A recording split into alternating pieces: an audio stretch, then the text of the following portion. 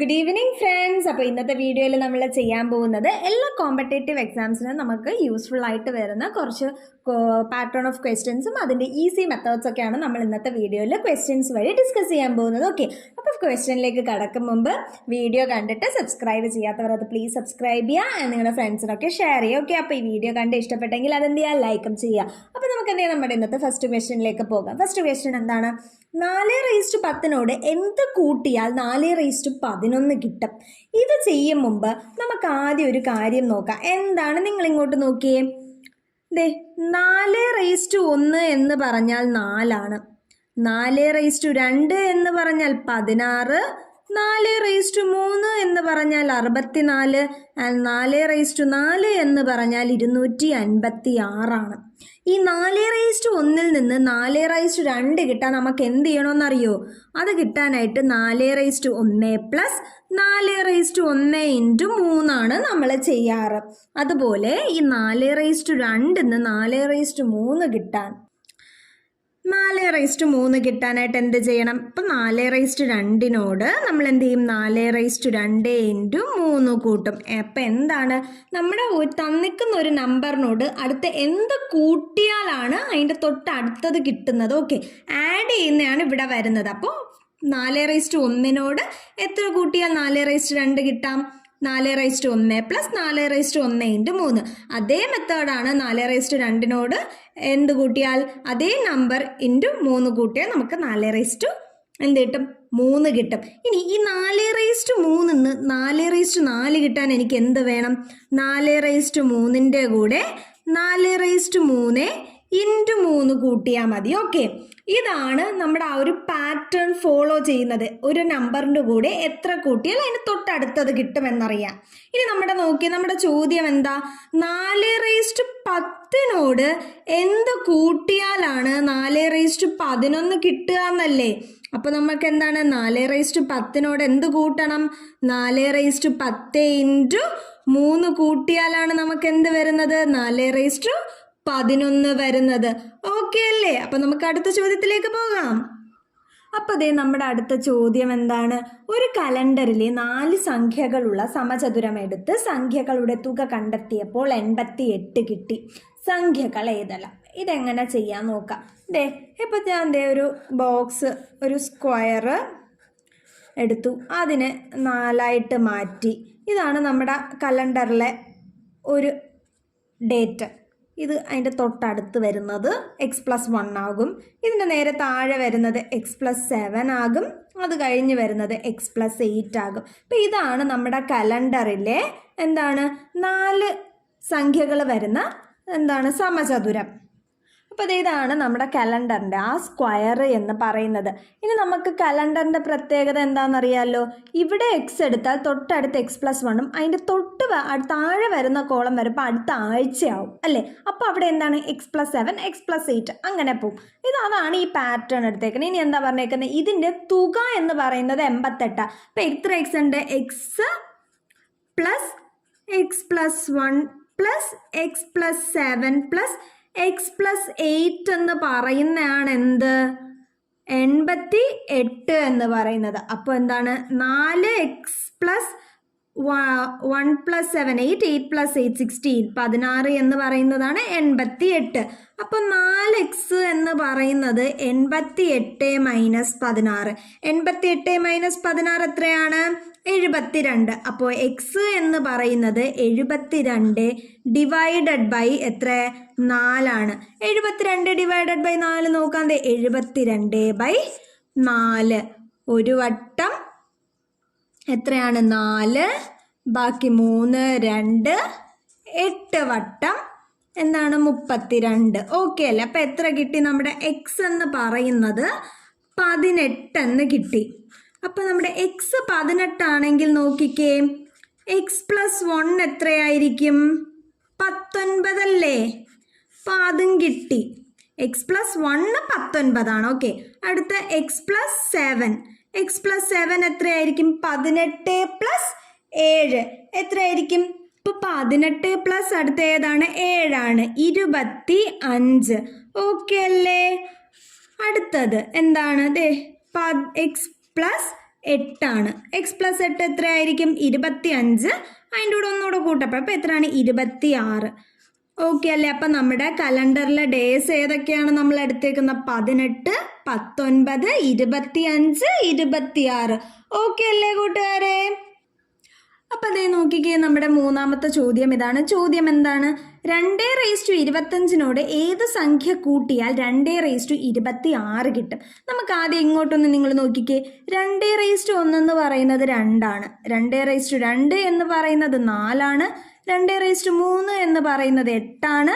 2/4 എന്ന് പറയുന്നത് 16ആണ്. ഇത് നമുക്ക് എല്ലാവർക്കും അറിയാം അല്ലേ? ഇനി നിങ്ങൾ നോക്കി, ഈ 2/1 ഞാൻ എത്ര കൂട്ടിയാൽ എനിക്ക് 2/2 കിട്ടും? 2/1 തന്നെയല്ലേ? കാര്യം എന്താണ്? ഈ 2/1 എന്ന് പറയുന്നത് 2ആണ്. ഈ 2/1 എന്ന് പറയുന്നത് 2ആണ്. ഈ 2 + 2 4ആണ്. 2/2 എന്ന് പറയുന്നത് 4 തന്നെയല്ലേ? അതുപോലെ നമുക്ക് അടുത്ത് നോക്കാം. 2/2 ഞാൻ എത്ര കൂട്ടിയാൽ എനിക്ക് 2/3 കിട്ടും? 2 പറയുന്നത് 4ആണ്. പ്ലസ് ഇതിനോട് എത്ര കൂട്ടിയാൽ 2/3 8ആണ് കിട്ടും. 4 കൂട്ടിയാലല്ലേ? 4 എന്ന് പറയുന്നത് എന്താണ്? 2/2. അങ്ങനെയാണ് ഈ ഒരു പാറ്റേൺ മൊത്തത്തിൽ പോകുന്നത് ഈ ഒരു മെത്തേഡിൽ. ഇനി നമുക്ക് നോക്കാം. എൻ്റെ ക്വസ്റ്റ്യൻ എന്താണ്? 2/25 എനിക്ക് എത്ര കൂട്ടിയാൽ 2/26 കിട്ടുമെന്നല്ലേ? അപ്പം ഈ ഒരു പാറ്റേൺ വെച്ചിട്ട് എനിക്ക് ഇതിൻ്റെ കൂടെ എത്ര കൂട്ടണം? 2/25 തന്നെ കൂട്ടുമ്പോഴാണ് എനിക്ക് തൊട്ടടുത്ത 2/26 കിട്ടുന്നത്. ഓക്കെ അല്ലേ? അപ്പം അതേ നമ്മുടെ നാലാമത്തെ ചോദ്യമാണിത്. ചോദ്യം എന്താണ്? 573xy എന്ന സംഖ്യയെ 90 കൊണ്ട് പൂർണ്ണമായും ഹരിക്കാൻ കഴിയുമെങ്കിൽ x + y എത്ര? ഇപ്പം നിങ്ങൾ നോക്കിക്കേ, നമുക്ക് തന്നേക്കുന്നത് 5, 7, 3 എക്സും വൈ. ഇതിൽ എക്സ് വൈ കണ്ടുപിടിക്കണം. അവർ പറഞ്ഞേക്കുന്ന എന്താണ്? ഈ സംഖ്യ 90 കൊണ്ട് പൂർണ്ണമായി ഹരിക്കാൻ കഴിയണം അല്ലേ എന്നാണ് പറയുന്നത്. അപ്പം 90 കൊണ്ട് ഹരിക്കാൻ കഴിയണം എന്ന് പറഞ്ഞാൽ എന്തായിരിക്കും? ഇതല്ലേ? നമുക്ക് എന്താണ്? 90 തന്നേക്കുന്നത്. 90 എന്ന് പറയുന്നത് എന്താ? 9 × 10 അല്ലേ? ഈ 10 കൊണ്ട് ഹരിക്കുക എന്ന് പറഞ്ഞാൽ ആ നമ്പറിൻ്റെ യൂണിറ്റ് പ്ലേസിൽ 0 ആയിരിക്കണം. നമ്മുടെ തന്നേക്കുന്നതിൻ്റെ യൂണിറ്റ് പ്ലേസ് ആരാ? വൈ ആണ്. അപ്പോൾ വൈ എന്തായിരിക്കണം? 0 ആയിരിക്കണം അല്ലേ? അപ്പം നമുക്ക് വൈ 0 ആണെന്ന് കിട്ടി. ഇനി അടുത്ത എന്താ? 9 കൊണ്ട് ഹരിക്കാൻ കഴിയണം.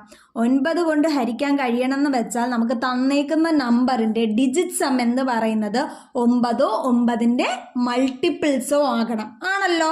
ഇനി നമുക്ക് നോക്കാം. 5 + 7 + 3 എന്ന് പറയുന്നത് എത്രയാണ്? 15 ആണ് ഇത്രയും. പ്ലസ് ഈ വൈ 0 ആണെന്ന് കിട്ടി. ഇനി എക്സ് ആണ് നമുക്ക് കിട്ടാനുള്ളത്. 15ൻ്റെ കൂടെ ഏതൊരു കുഞ്ഞു ഡിജിറ്റ് ചേർത്താൽ നമുക്ക് എന്ത്? 9ന്റെ ഒരു മൾട്ടിപ്പിളായി മാറും. ഇപ്പം 15 ഉണ്ട്. പ്ലസ് 3 കൂടെ ചേർത്താൽ 18 ആയില്ലേ? അതെന്താണ്? 9ന്റെ ഒരു മൾട്ടിപ്പിൾ അല്ലേ? അപ്പം നമുക്ക് എക്സ് എന്താണ്? 3 ആണെന്നും കിട്ടി. ഓക്കെ അല്ലേ? ഇനി നമ്മളുടെ ചോദ്യം എന്താണ്? എക്സ് + വൈ അല്ലേ ചോദ്യം? എക്സ് എത്രയാണ് കൂട്ടുകാരെ? 3 പ്ലസ് വൈ എന്ന് പറയുന്നത് 0. അപ്പോൾ എക്സ് + വൈ എന്ന് പറയുന്നത് 3 ആണ്. ഓക്കെ അല്ലേ?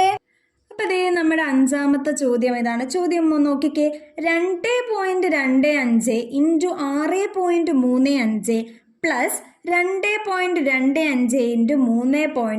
3.65 ഡിവൈഡഡ് ബൈ 0.15 × 7.25 പ്ലസ് 0.15 × 2.75.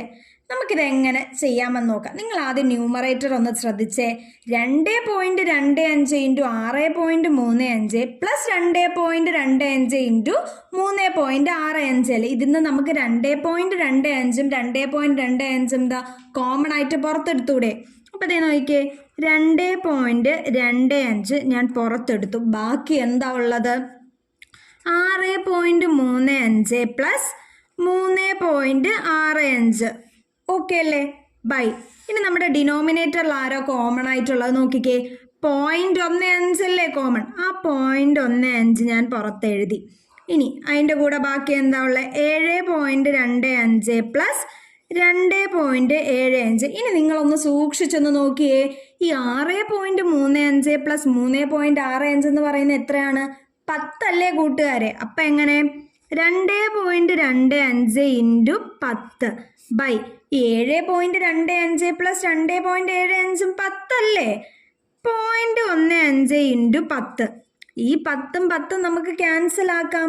ഇനി ഇവിടെ നോക്കിക്കേ, 2.25ഉം 0.15ഉം ന്യൂമറേറ്ററിനും ഡിനോമിനേറ്ററിനും number of decimal points same അല്ലേ? നമ്പർ ഓഫ് ഡെസിമൽ പോയിന്റ്സ് താഴെയും മുകളിലും സെയിം ആണെങ്കിൽ നമുക്ക് ഉത്തരം വരുന്നത് ഒരു ഹോൾ നമ്പറിലായിരിക്കത്തില്ലേ? അപ്പം നമുക്കിവിടെ ഡെസിമൽ പോയിന്റ്സ് നോക്കണോ? വേണ്ടല്ലോ. ഇനി നിങ്ങൾ നോക്കി, ഈ ന്യൂമറേറ്ററിൽ കിടക്കുന്ന നമ്പറും ഡിനോമിനേറ്റർ കിടക്കുന്ന നമ്പറും തമ്മിലൊരു ബന്ധമുണ്ട്. ഇതിൻ്റെ പോയിന്റ്സ് ഒക്കെ മാറ്റിക്കഴിഞ്ഞാൽ മുകളിൽ 225ഉം താഴെ 15ഉമാണ്. 15ന്റെ സ്ക്വയർ അല്ലേ 225, അതായത് 15 ഇൻറ്റു 15 അല്ലേ 225 എന്ന് പറയുന്നത്. 15ന്റെ സ്ക്വയർ അല്ലേ 225 എന്ന് പറയുന്നത്. അപ്പം നോക്കിയേ, താഴെയും മുകളിലും same decimal number of points ആയതുകൊണ്ട് നമുക്ക് എന്ത് ചെയ്യാം, ഇതിലെ ഡെസിമല് മാറ്റി തന്നെ ഹോൾ നമ്പർ ആയിട്ട് കാൽക്കുലേറ്റ് ചെയ്യാമല്ലോ. അപ്പം അത് ഇവിടെയും ക്യാൻസൽ ചെയ്ത് ഇവിടെയും ക്യാൻസൽ ചെയ്ത് ഇവിടെ ഒരു വട്ടവും ഇവിടെ 15ഉം ആയില്ലേ? അപ്പോൾ നമ്മുടെ ഫൈനൽ ആൻസർ എന്തായി കൂട്ടുകാരെ? 15. ഓക്കെ അല്ലേ? ഇതേ നമ്മുടെ ആറാമത്തെ ചോദ്യം നോക്കിക്കേ, എന്താണ്? 4⁻3 ഇൻറ്റു 3⁻2 ഇൻറ്റു 5⁻2ന്റെ ഘടകങ്ങളുടെ എണ്ണം എത്ര അല്ലേ? ഈ ഇതേ സെയിം ക്വസ്റ്റ്യൻസ് നമ്മളിതിന് മുന്നത്തെ വീഡിയോസിലൊക്കെ നമ്മൾ ചെയ്തിട്ടുണ്ട്. അപ്പം നമുക്ക് ചെയ്യാൻ നോക്കാം. എങ്ങനെയാണിത്? 4⁻3 ഇൻറ്റു 3⁻2 ഇൻറ്റു 5⁻2.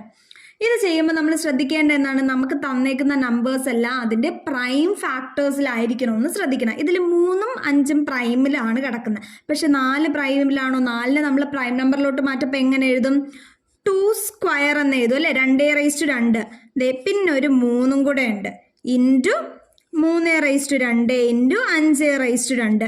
ഇനി നോക്കിക്കേ, 2⁻2 എന്നാണ്. അപ്പോൾ 2⁻2 into 3 6 into 3 into 2 into 5 into 2. ഇനി നമ്മൾ എങ്ങനെ നമ്പർ ഓഫ് ഫാക്ടേഴ്സ് കണ്ടുപിടിക്കുക?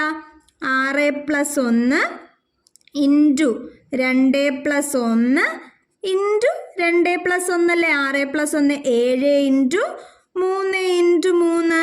7 ഇൻറ്റു 3 21 ഇൻറ്റു 3 എത്രയാണ് കൂട്ടുകാരെ? 63. അപ്പോൾ നമ്മുടെ ഈ നമ്പർ, അതായത് 4⁻3 ഇൻറ്റു 3⁻2 ഇൻറ്റു 5⁻2 മൊത്തം എത്ര നമ്പർ ഓഫ് ഫാക്ടേഴ്സ് ഉണ്ട്? 63 എണ്ണം. ഓക്കെ അല്ലേ? അപ്പോൾ ഇത് നമ്മുടെ ഏഴാമത്തെ ചോദ്യമാണ്. ചോദ്യം നോക്കി, 5 വർഷങ്ങൾ കൊണ്ട് ഒരു തുക 3 ഇരട്ടിയായാൽ പലിശ നിരക്ക് എത്ര എന്നാണ്. ഇത് ഈ ഒരു മോഡൽ ക്വസ്റ്റ്യൻ, അതായത് n വർഷം കൊണ്ട് ഒരു തുക 3 ഇരട്ടിയായാൽ പലിശ നിരക്ക് എത്ര എന്നതിനുള്ള ഇക്വേഷൻ്റെ ഒരു ഷോർട്ട് ഞാൻ ഇതിന് മുമ്പ് അപ്ലോഡ് ചെയ്തിട്ടുണ്ട്. അപ്പോൾ അത് കാണാത്തവർ ചെന്ന് കാണും. ഓക്കെ, 5 വർഷം കൊണ്ട് പലിശ നിരക്ക് 3 ഇരട്ടി തുക 3 ഇരട്ടി ആയാൽ പലിശ നിരക്ക് എത്ര? പലിശ നിരക്ക് എന്ന് പറയുന്നത് എന്താണ്? Rate of interest. അപ്പോൾ അതിന് ഞാൻ 6% എന്ന് കൊടുത്തു. ഓക്കെ, പലിശ നിരക്ക് എന്ന് പറഞ്ഞാൽ റേറ്റ് ഓഫ് ഇൻട്രസ്റ്റ് എന്നാണ്. അതിൻ്റെ ഇക്വേഷൻ എന്ന് പറഞ്ഞാൽ 3 ഇരട്ടി ആകുവാണെങ്കിൽ 200/n ആണ്. ഈ n എന്ന് പറയുന്നത് എന്താണ്? വർഷമാണ്. ഓക്കെ, എത്ര വർഷം കൊണ്ട് എന്നാണ് n-നെ സൂചിപ്പിക്കുന്നത്. അപ്പം നമുക്ക് എത്ര വർഷമാണ്? 5 വർഷം.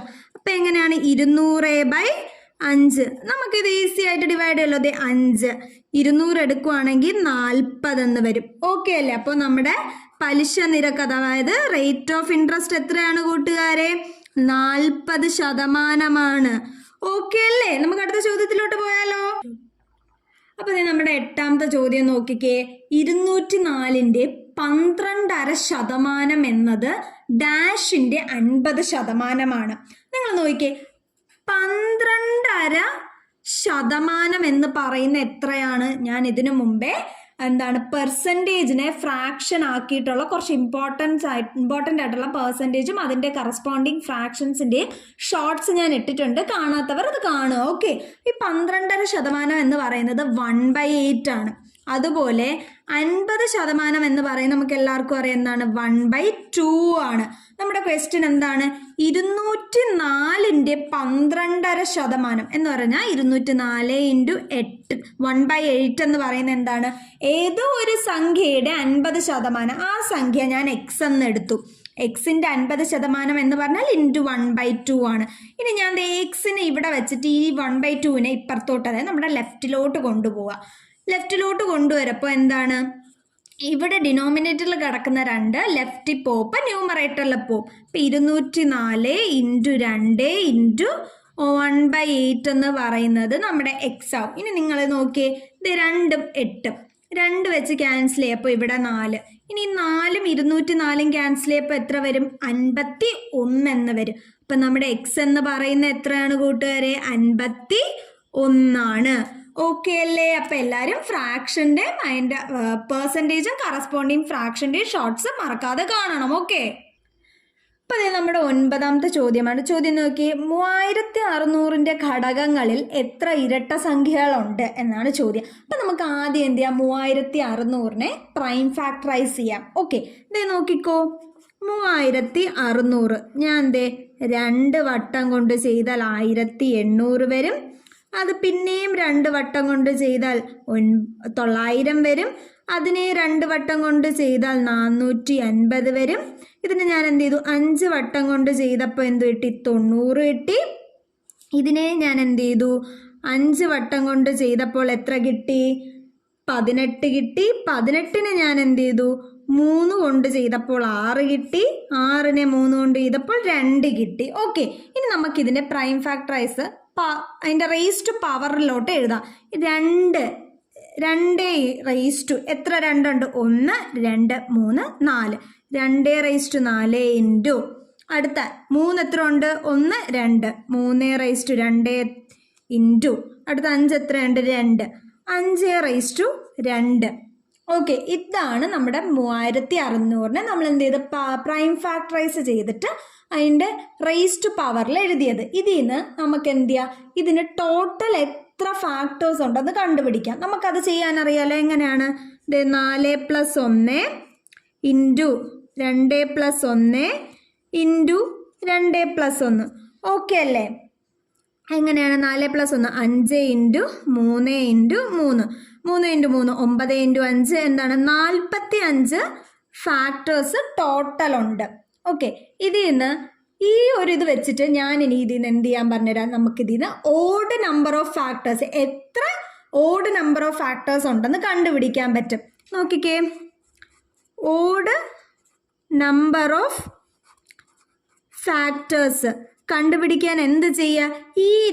ഈ നോക്കിക്കേ, 2 3 5 2 ഈവനും 3 5 ഓടല്ലേ? ആ 2 ഈവൻ ഫാക്ടറിൻ്റെ പൊസിഷൻ മാറ്റുക. അതായത് 4 + 1നെ അങ്ങ് മാറ്റുക. ബാക്കി 2 ഓടിൻ്റെ അല്ലേ വരുന്നത്, അത് തമ്മിൽ ചെയ്താൽ മതി. അതായത് 2 + 1 ഇൻറ്റു 2 + 1 ചെയ്യുമ്പോൾ നമുക്ക് എന്ത് കിട്ടും? ഓഡ് ഫാക്ടേഴ്സിൻ്റെ നമ്പർ കിട്ടും. ഓക്കെ അല്ലേ? അതായത് 3 ഇൻറ്റു 3 9. അപ്പം നമുക്ക് എത്ര ഉണ്ട്? 9 ഓഡ് നമ്പർ ഓഫ് ഫാക്ടേഴ്സ് ആണ് ഉള്ളത്. ഇനി ഇതിൽ നിന്ന് ഈവൻ നമ്പർ ഓഫ് ഫാക്ടർ കണ്ടുപിടിക്കാൻ എന്ത് ചെയ്താൽ മതി? ഈവൻ നമ്പർ ഓഫ് ഫാക്ടേഴ്സ് കണ്ടുപിടിക്കാൻ എന്ത് ചെയ്താൽ മതി? Total number of factors minus odd number of factors ചെയ്താൽ മതി. അപ്പോൾ എത്രയാണ്? 45 മൈനസ് 9 എത്രയാണ്? 36. 36 ഈവൻ നമ്പർ ഓഫ് ഫാക്ടേഴ്സ് ആണ് നമുക്ക് 3600-ലുള്ളത്. ഇത് ആണ് ഒരു മെത്തേഡ് എന്നല്ല, ഇതിൽ നിന്ന് നമുക്ക് ഓഡ് നമ്പേഴ്സ് കിട്ടും, ഓഡ് നമ്പർ ഓഫ് ഫാക്ടേഴ്സ് കിട്ടും, ഈവൻ നമ്പർ ഓഫ് ഫാക്ടേഴ്സ് കിട്ടും, ടോട്ടൽ നമ്പർ ഓഫ് ഫാക്ടേഴ്സ് കിട്ടും. ഇനി ഒറ്റ സ്റ്റെപ്പിൽ ചെയ്യാൻ ഇതിൽ വേറൊരു മെത്തേഡ് കൂടെ ഉണ്ട്. ഓക്കെ, അതെങ്ങനെയാണെന്ന് നിങ്ങളൊന്ന് നോക്കിക്കേ. ഞാൻ പറഞ്ഞു, 5 ഇൻറ്റു 3 ഇൻറ്റു 3 അത് എങ്ങനെ വന്നു? 4 + 1 ഇൻറ്റു 2 + 1 ഇൻറ്റു 2 + 1. ഇതാണല്ലോ നമ്മുടെ ടോട്ടൽ നമ്പർ ഓഫ് ഫാക്ടേഴ്സ്. ഇതിൽ നിന്ന് ഈവൻ നമ്പർ കാണാൻ, ഈവൻ നമ്പർ ഓഫ് എന്ത് കാണാൻ? ഫാക്ടേഴ്സ് കാണാൻ നിങ്ങളൊരു കാര്യം ചെയ്താൽ മതി. ഇതിലാദ്യം ഓഡ് നമ്പർ ഓഫ് ഫാക്ടേഴ്സിൻ്റെ സൈഡ് എടുക്കുക. അതായത് ഈ 2 + 1 ഇൻറ്റു 2 + 1 അത് എഴുതുക. 2 + 1 ഇൻറ്റു 2 + 1. ഇനി ഇതിൻ്റെ കൂടെ എന്ത് മൾട്ടിപ്ലൈ ചെയ്യണമെന്നറിയോ? നമ്മുടെ പ്രൈം ഫാക്ടറൈസേഷൻ ചെയ്തേല ഈവൻ നമ്പർ ഉണ്ടായിരിക്കുമല്ലോ, ആ ഈവൻ നമ്പറിൻ്റെ എന്ത് പവർ മൾട്ടിപ്ലൈ ചെയ്ത് കൊടുക്കുക. നമ്മുടെ പ്രൈം ഫാക്ടറൈസ് ചെയ്തെടുത്തതിൽ ഈവൻ നമ്പറിൻ്റെ പവർ, നമ്മുടെ ഈവൻ ആരാ 2, 2ൻ്റെ പവർ 4 ഇൻറ്റു 4 ചെയ്ത് കൊടുക്കുക. അപ്പം എന്താണ് 3 ഇൻറ്റു 3 ഇൻറ്റു 4 എന്ന് കിട്ടി. 9 ഇൻറ്റു 4 36. ഓക്കെ അല്ലേ കൂട്ടുകാരെ? നമുക്ക് അടുത്ത ചോദ്യത്തിലേക്ക് പോകാം.